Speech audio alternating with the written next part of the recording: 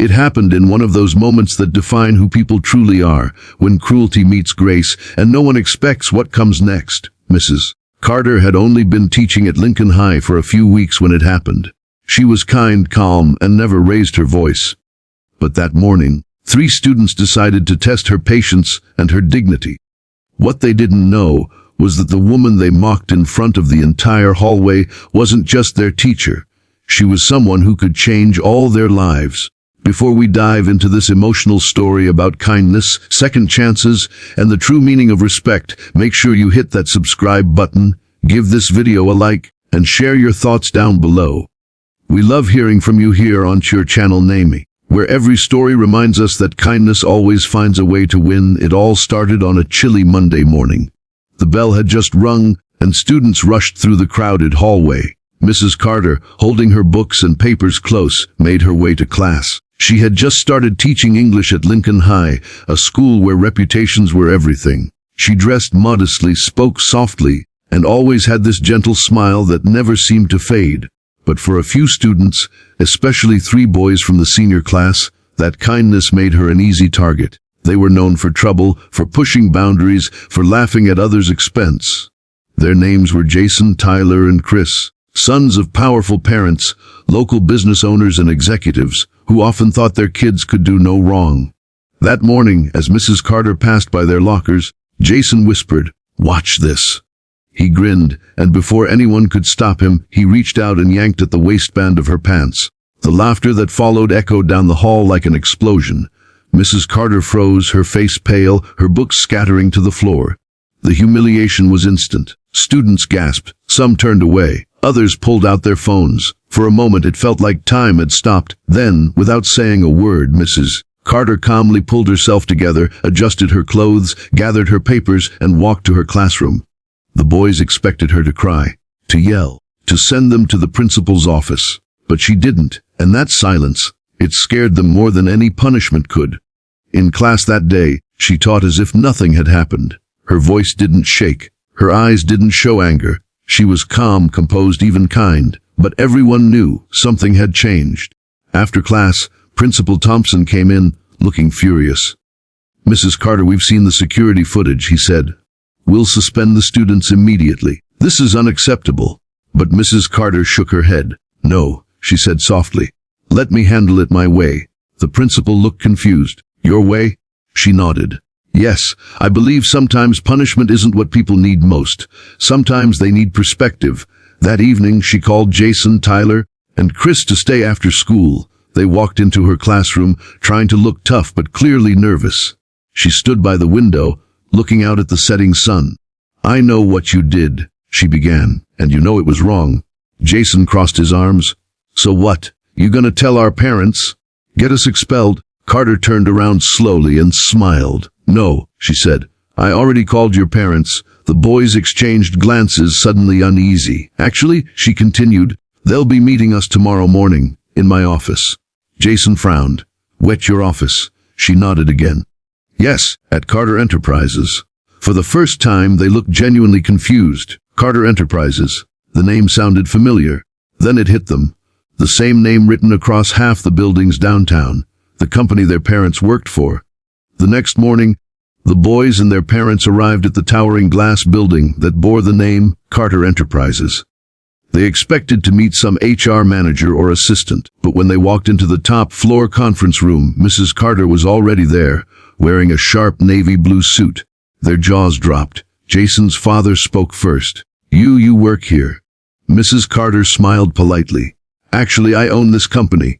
The room fell silent. "My husband and I built it from the ground up. I took this teaching job because I wanted to give back, to help young people understand more than business or grades. I wanted to teach respect, empathy, kindness." She looked at the boys, her voice steady. "But yesterday, you tried to take that away from me. You thought I was beneath you. That's something I've seen too many times in this world. People using power without compassion." Their parents looked embarrassed. The boys were speechless. "I don't want to ruin your futures," she continued softly. "I want to help you change them." Then she handed each boy a folder.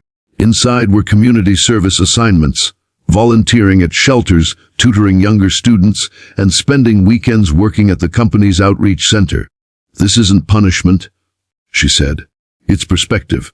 You'll see what life looks like from the other side. The people you'll help, they've been through worse than embarrassment. And maybe, when you understand kindness, you'll carry it forward." Jason looked down, ashamed. For the first time, he saw how small his actions had been. Weeks passed. At first, the boys dragged their feet. They complained, rolled their eyes, treated the tasks like chores. But slowly something changed. At the shelter, Jason met a little boy named Ethan, a kid who had been bullied too. When Ethan showed him a drawing he'd made of his mom, Jason's heart cracked a little. The kid had nothing, yet he smiled like he owned the world. At the tutoring center, Tyler helped a shy freshman learn math. The boy reminded him of himself, before he tried to fit in with the wrong crowd. Chris spent time at a food bank, handing out meals to families who thanked him with tears in their eyes. He started to see how kindness wasn't weakness, it was strength. Each weekend, they reported back to Mrs. Carter. She listened, encouraged them, and shared stories of her own struggles, how she'd grown up poor, how people had laughed at her accent, her clothes, her dreams. "But I never stopped believing in kindness," she said one day, "because kindness builds bridges that anger burns."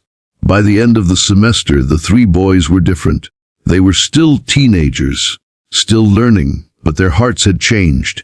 The hallway where they once laughed now echoed with a different sound: greetings, apologies, respect. One afternoon during the final week of school, Jason walked up to Mrs. Carter in the hall. "Ma'am," he said quietly, "I just wanted to say I'm sorry. Not because you're powerful, but because you didn't deserve what we did." Mrs. Carter smiled gently. "Thank you, Jason. What matters isn't who we were, it's who we choose to be next." That day, the boys stayed after class, helping her organize books. Students passing by noticed, and word spread fast. The same boys who had humiliated their teacher were now volunteering for her class, smiling, laughing, learning. Even Principal Thompson noticed the transformation. "I don't know how you did it," he told her one morning, "but you turned bullies into leaders." Mrs. Carter simply smiled. "I didn't do it. Kindness did." Months later, during graduation, Mrs. Carter watched as Jason, Tyler, and Chris walked across the stage. They weren't the same kids anymore. They had written essays about empathy, raised money for charity, and inspired other students to treat one another better. When Jason's name was called, he paused, looked out at the crowd, and found Mrs. Carter's eyes. He mouthed two words: "Thank you." She nodded, her heart full. After the ceremony, as everyone took pictures and laughed, Mrs. Carter stood quietly under the summer sun, smiling. She knew the world wouldn't always be kind, but she also knew that one act of kindness could start a ripple strong enough to change everything. So, if you ever find yourself in a moment where someone wrongs you, remember Mrs. Carter's story. Kindness doesn't mean weakness. It means strength, patience, and courage. The courage to rise above cruelty and choose grace instead of revenge. Because in the end, kindness isn't just about what you give, it's about what you create: understanding, growth, and hope. And sometimes, the people who hurt us the most are the ones who need kindness the most. Thank you for watching this story. If it touched your heart, please like, share, and subscribe to your channel name for more powerful, true to life stories that remind us no matter how dark the world gets, kindness will always find a way to shine.